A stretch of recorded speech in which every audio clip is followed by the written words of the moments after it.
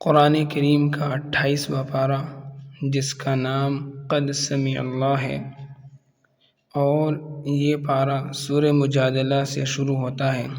तो अब हम कुरान करीम का 27वें पारे की तिलावत कर रहे हैं और पहले जो पहला पाव है उसकी तिलावत करेंगे। अऊज़ु बिल्लाहि मिनश शैतानिर रजीम। सूरतुल मुजादिला मदनिया। बिस्मिल्लाहिर रहमानिर रहीम। क़द समिअ अल्लाहु क़ौलल्लती तुजादिलुका फ़ी ज़ौजिहा व तश्तकी इलल्लाह वल्लाहु यस्मअु तहावुरकुमा इन्नल्लाहा समीउन बसीर। الذين يظاهرون منكم من نسائهم ما هن أمهاتهم إن أمهاتهم إلا اللائي ولدنهم وإنهم ليقولون منكرا من القول وزورا وإن الله لعفو غفور. والذين يظاهرون من نسائهم ثم يعودون لما قالوا فتحرير رقبة من قبل أن يتماسا ذلكم توعظون به والله بما تعملون خبير. فمن لم يجد فصيام شهرين متتابعين من قبل أن يتماسا فمن لم يستطع فإطعام 60 مسكينا ذلك لتؤمنوا بالله ورسوله وتلك حدود الله وللكافرين عذاب أليم. إن الذين يحادون الله ورسوله كبتوا كما كبت الذين من قبلهم وقد أنزلنا آيات بينات وللكافرين عذاب مهين. يوم يبعثهم الله جميعا فينبئهم بما عملوا أحصاه الله ونسوه والله على كل شيء شهيد. ألم تر أن الله يعلم ما في السماوات وما في الأرض ما يكون من نجوى 3 إلا هو رابعهم ولا 5 إلا هو سادسهم ولا أدنى من ذلك ولا أكثر إلا هو معهم أينما كانوا ثم ينبئهم بما عملوا يوم القيامة إن الله بكل شيء عليم. ألم تر إلى الذين نهوا عن النجوى ثم يعودون لما نهوا عنه ويتناجون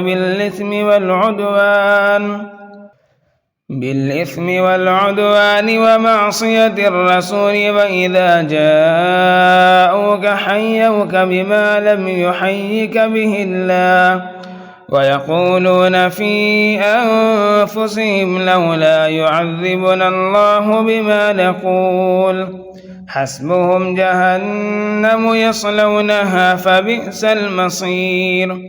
يا أيها الذين آمنوا إذا تناجيتم فلا تتناجوا بالإثم والعدوان ومعصية الرسول وتناجوا بالبر والتقوى واتقوا الله الذي إليه تحشرون. إنما النجوى من الشيطان ليحزن الذين آمنوا وليس بضارهم شيئا إلا بإذن الله وعلى الله فليتوكل المؤمنون. يا أيها الذين آمنوا إذا قيل لكم تفسحوا في المجالس فافسحوا يفسح الله لكم وإذا قيل انشزوا فانشزوا يرفع الله الذين آمنوا منكم والذين أوتوا العلم درجات والله بما تعملون خبير. يا أيها الذين آمنوا إذا ناجيتم الرسول فقدموا بين يدي نجواكم صدقة ذلك خير لكم وأطهر فإن لم تجدوا فإن الله غفور رحيم. أشفقتم أن تقدموا بين يدي نجواكم صدقات فإذا لم تفعلوا وتاب الله عليكم فأقيموا الصلاة وآتوا الزكاة وأطيعوا الله ورسوله والله خبير بما تعملون.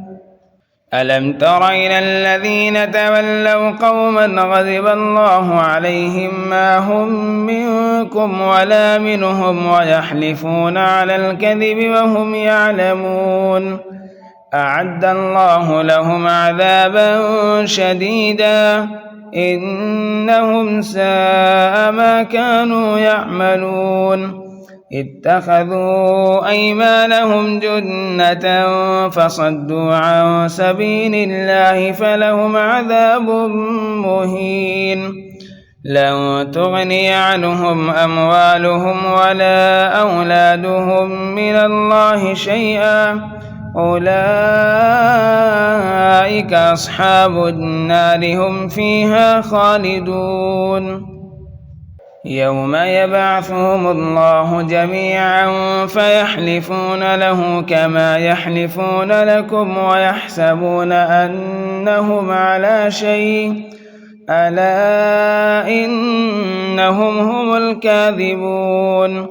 استحوذ عليهم الشيطان فأنساهم ذكر الله أولئك حزب الشيطان ألا إن حزب الشيطان هم الخاسرون. إن الذين يحادون الله ورسوله أولئك في الأذلين. كتب الله لأغلبن أنا ورسله إن الله قوي عزيز. لا تجد قوما يؤمنون بالله واليوم الآخر يوادون من حاد الله ورسوله ولو كانوا آباءهم أو أبناءهم أو إخوانهم أو عشيرتهم أولئك كتب في قلوبهم الإيمان وأيدهم بروح منه ويدخلهم جنات تجري من تحتها الأنهار خالدين فيها رضي الله عنهم ورضوا عنه أولئك حزب الله ألا إن حزب الله هم المفلحون. سورة الحشر مدنية. بسم الله الرحمن الرحيم. سبح لله ما في السماوات وما في الأرض وهو العزيز الحكيم. هو الذي أخرج الذين كفروا من أهل الكتاب من ديارهم لأول الحشر ما ظننتم أن يخرجوا وظنوا أنهم مانعتهم حصونهم من الله فآتاهم الله من حيث لم يحتسبوا وقذف في قلوبهم الرعب يخربون بيوتهم بأيديهم وأيدي المؤمنين فاعتبروا يا أولي الأبصار. ولولا أن كتب الله عليهم الجلاء لعذبهم في الدنيا ولهم في الآخرة عذاب النار. ذلك بأنهم شاقوا الله ورسوله ومن يشاق الله فإن الله شديد العقاب. ما قطعتم من لينة أو تركتموها قائمة على أصولها فبإذن الله وليخزي الفاسقين. وما أفاء الله على رسوله منهم فما أوجفتم عليه من خيل ولا ركاب ولكن الله يسلط رسله على من يشاء والله على كل شيء قدير. ما أفاء الله على رسوله من أهل القرى فلله وللرسول ولذي القربى واليتامى والمساكين وابن السبيل كي لا يكون دولة بين الأغنياء منكم. وما آتاكم الرسول فخذوه وما نهاكم عنه فانتهوا واتقوا الله إن الله شديد العقاب.